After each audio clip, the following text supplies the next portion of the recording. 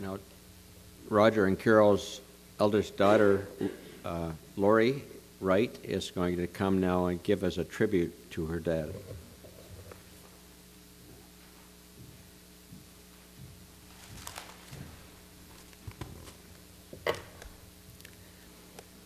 My father was a Boy Scout. It's probably no surprise to any of you.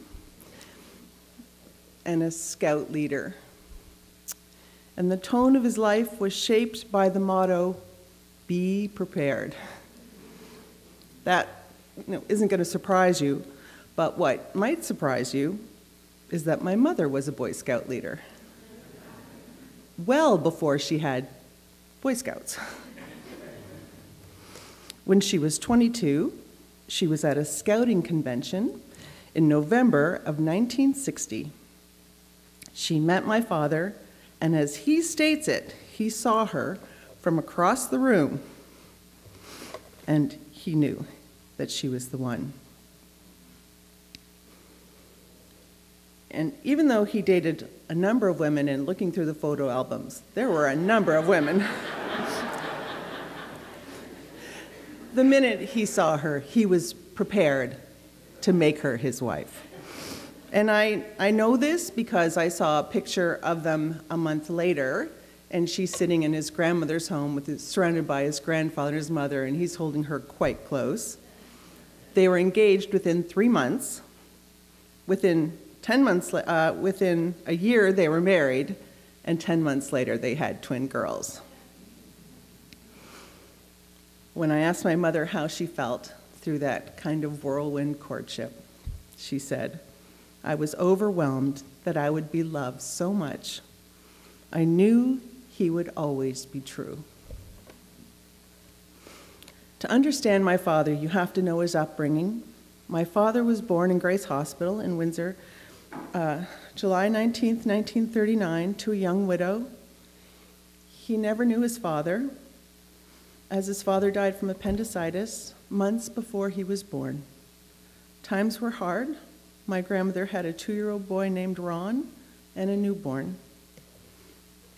And my father, whom she named Manly Winston Roger Bauer. There was pressure put on my grandmother to give up the boys for adoption. They were beautiful children. A doctor's wife did want to adopt them. My grandmother was destitute. The temptation was there. But my grandmother was determined to do whatever it took to keep the 3 of them together. They were, we 3, a tight-knit clan. My grandmother was playful and a bit mischievous, and her boys were a part of her, and their lives were that. They loved going, she was a very hard worker, and this tight-knit clan would make it. They made a happy life together. They loved going to the beach and long drives and life on the farm. But it was hard, and there was love, and everyone did their part. My father says he knew money was hard to come by, but he never thought of himself as poor. He even tells the story of when a charity group came to drop off a Christmas turkey when he was a boy. And he almost sent them away thinking, "But that can't be for us, that's for the poor," before my grandmother stopped him. Yeah. He learned to work at an early age. He held all kinds of jobs.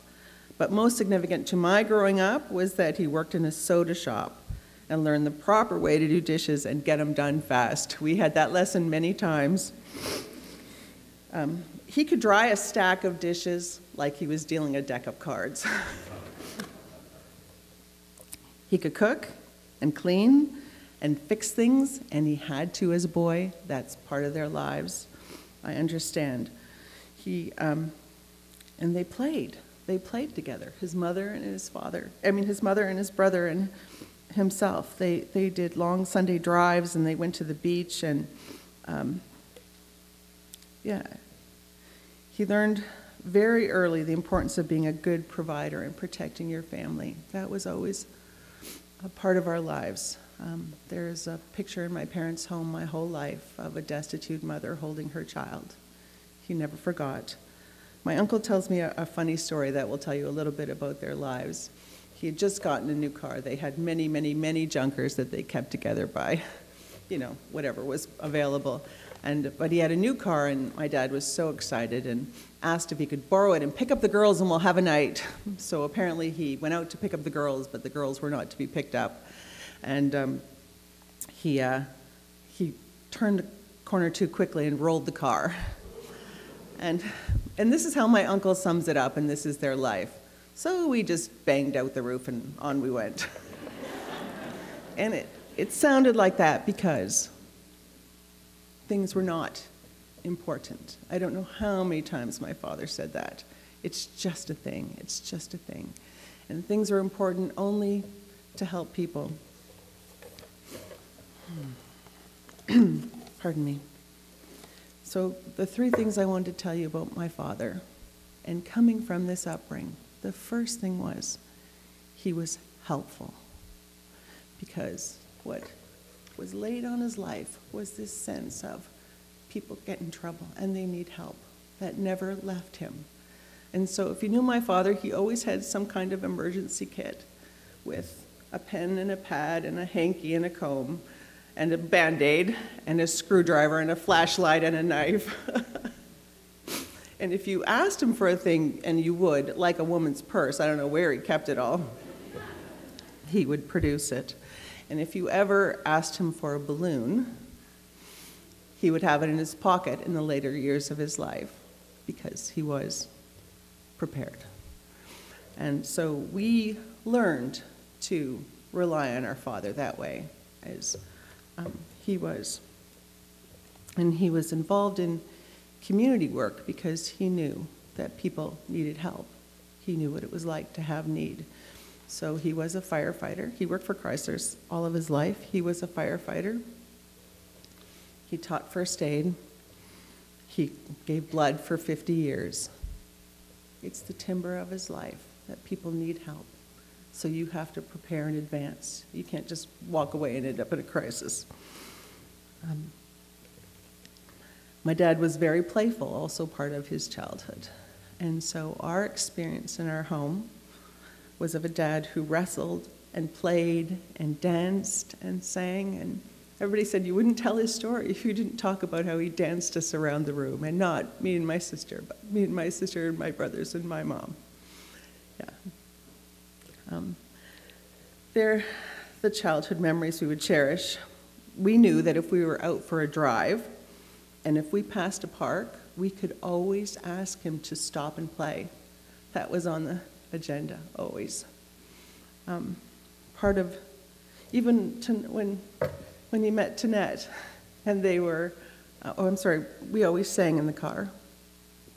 We always sang in the car. My dad sang badly and loud, and never got the words right. Never. And so sometimes in between the songs would be discussions with my mom about what the words were. And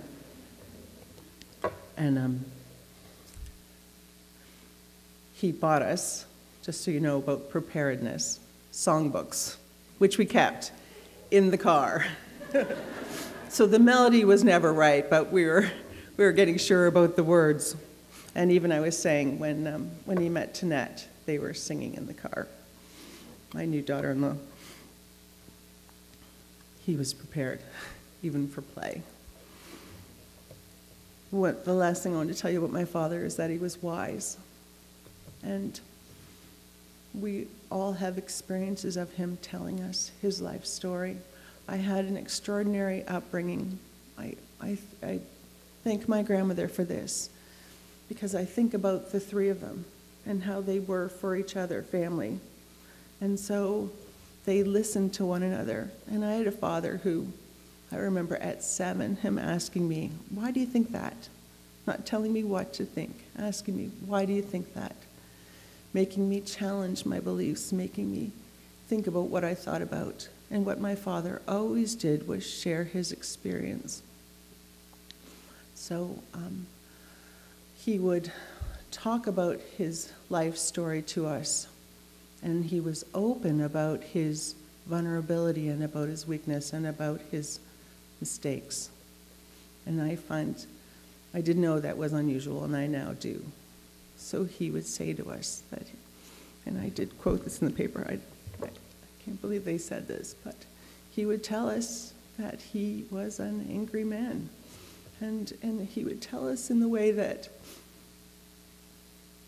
we saw his pain at how his anger outbursts would affect people. And he would tell us that to say, that doesn't have to be your legacy. That I surrendered to God and my life was changed.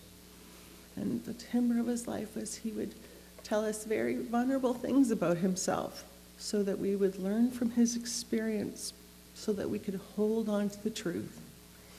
He was preparing us. To tell you how prepared my father was, we could never have done this, without him.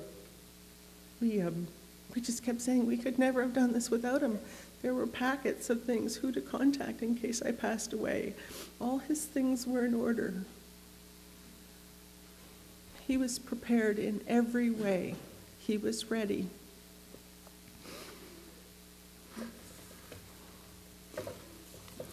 You know, my father was a gentle, kind, and careful man. Never in my wildest dreams did I think he would have such a violent death. But deep in the deepest part of my spirit, God has given me the assurance that this was not a violent end, but that he went through a very painful experience to be ushered into a new beginning. And that's true because he was prepared.